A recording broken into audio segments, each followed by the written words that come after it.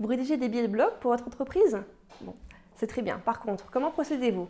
Est-ce que vous vous posez le lundi matin et vous prenez le sujet qui vous passe par la tête et vous rédigez un billet de blog? Non, ce n'est pas la bonne technique.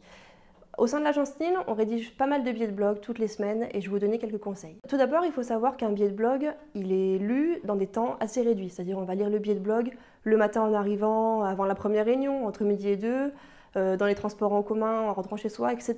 Donc le temps qu'on a est très réduit et souvent on n'a pas le temps de se concentrer vraiment entièrement sur ce billet de blog. Donc il faut vraiment attirer l'attention de vos lecteurs. Donc le premier conseil que j'ai à vous donner, c'est soigner le titre. Il faut que le titre de votre billet de blog il soit attractif, il donne envie de le lire et surtout qu'il reflète vraiment le corps de l'article.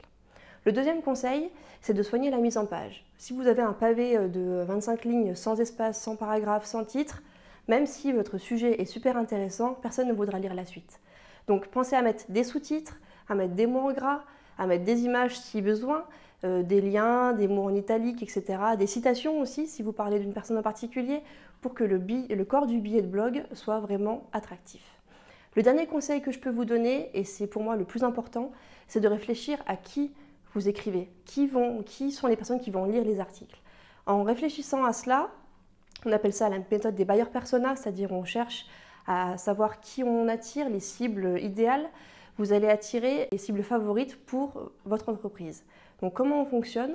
On va réfléchir aux intérêts, aux challenges, aux problématiques que se posent ces personnes et en réfléchissant à cela, on va produire des billets de blog qui apportent les réponses.